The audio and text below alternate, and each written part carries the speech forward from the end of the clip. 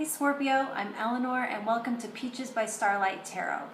This is your third week of February pick a card reading. Not everything here is going to resonate because it's a general reading, and if you'd like a personal one tailored to you, I do those through email and my Etsy page is below. And I have lots of different themes and also the ability to go to the create or build your own reading section, and you can choose the cards that you want. And you can also manage the price that way too by making it big or small.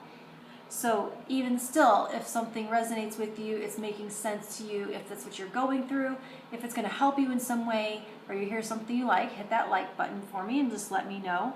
And subscribe if you want to hear how this story is unfolding, because I have new ones that come out every week. And if you want to try your hand at the pick a card and see how it's turning out, go ahead and subscribe. This monthly energy is the Six of Cups, and it's going to be talking about reconnecting, reminiscing, nostalgia, past innocence, lots of things, forgiveness, reconnection. And also Cancer and Leo got the same card this month. So if you would tell me in the comments if you're connecting with their Cancer or a Leo and how they are part of your story at this time, I would love to know that. And also your week, this week, the theme is nun or monk or nun.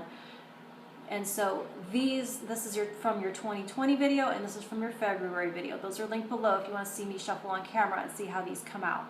And when I talk more about how they are going to be interplaying with the energies. I'm using the Tiger and Dragger I Ching and the John Bauer Tarot. This is stack 1, stack 2, and stack 3. They're timestamped below, so you can skip right to your reading. And we're going to get started. Scorpio, stack 1. Queen of Swords.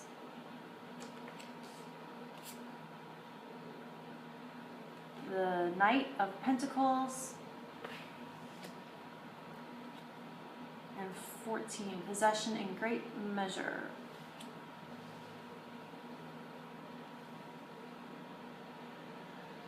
So it's depicting you using, so this Queen of Swords, she's going to be using her wisdom, her clarity of thought, rationality, ability to intellectualize and think, and also to listen, to overcome with this monk or nun what I'm perceiving as like poverty consciousness, austerity consciousness. And this may be something that you learned, because we're talking about the Six of Cups. I'm feeling like it's something that you learned or a way of thinking from childhood that maybe isn't serving you now. And you might not be realizing it, how it's affecting you now, and how those subconscious thoughts and things that are in the back of your mind can be driving the way your life is going now, even though you might not realize that those things are still affecting your mentality. So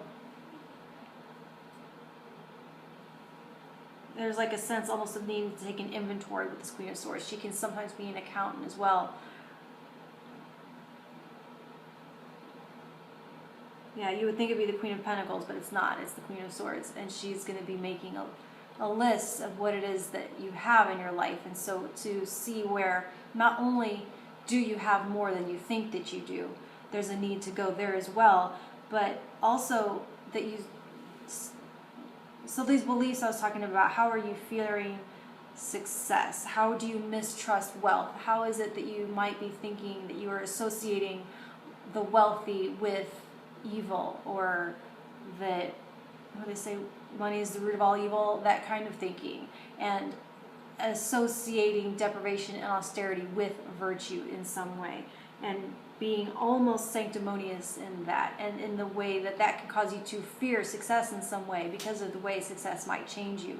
All those sorts of thought processes is, you're going to use this Queen of Swords to take that sort of logic and reasoning and figure out the way these things aren't true and the way that they aren't serving you, to have them in the back of your subconscious, and how to cut them out and excise them so that you can enjoy this possession in great measure. This is talking about how wealthy and abundant you are. There's so much abundance here trying to come in for you, or that already has come in for you, that you aren't able to enjoy in some way.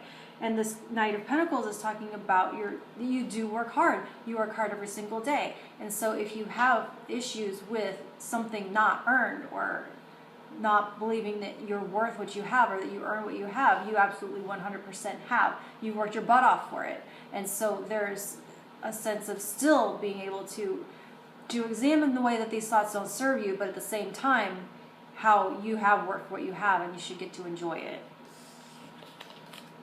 Scorpio stack 2. Page of Swords. Ace of Swords. And Force of Great.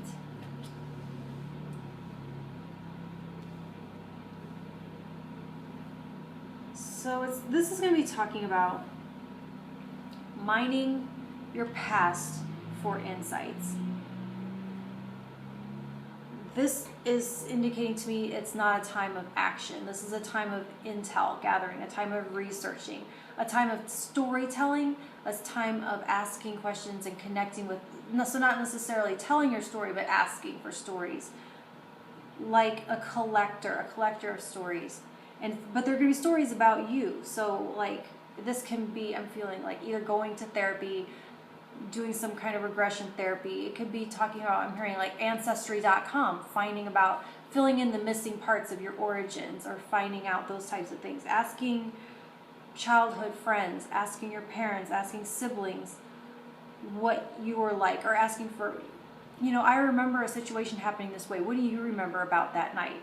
And it's talking about learning patterns, training, concentration, and the way that you're becoming a student of your past for the sake of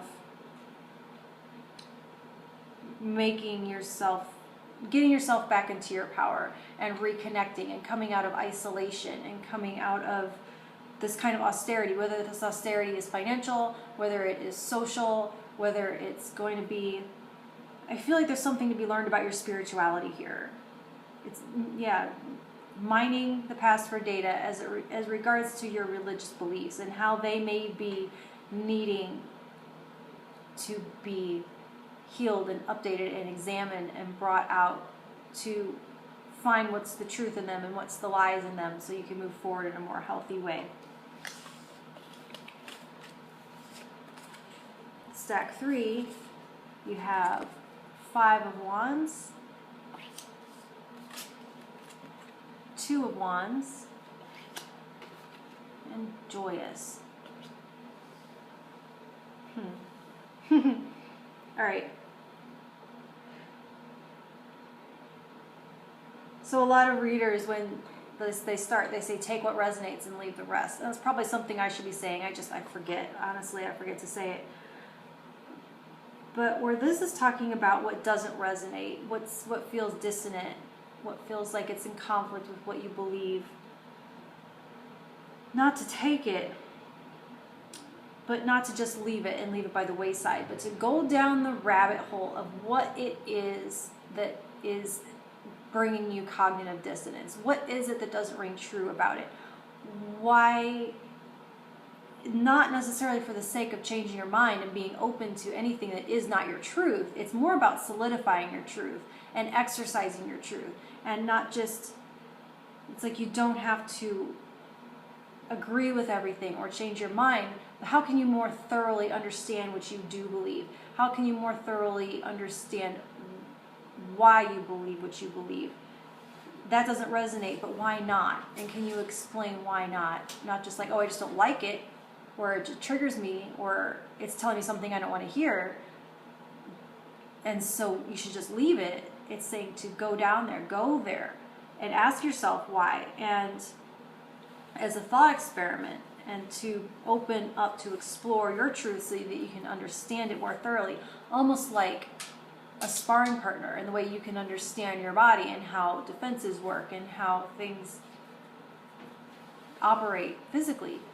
How can you use things that don't ring true for you as a heavy bag, as a punching bag, as a way to sharpen and hone your thought skills, and not just be like, oh, I don't like it, go away from me, but dive deeply into I'm hearing to explore sources of cognitive dissonance for you, to figure out what's going on there, because I feel like there's a lot that you can learn, and it's going to bring you a lot of joy and a lot of power and strength to examine your beliefs that may not necessarily, I feel like what you're going to find there could be some things that were told to you, some things that you just accepted as truth because that's what you were told as a kid at Sunday school or whatever, and that you, in your core, may believe something different, or maybe you believe it to be true and you just need to be able to back it up more or something. It could be a lot of things, but it's telling you to take what resonates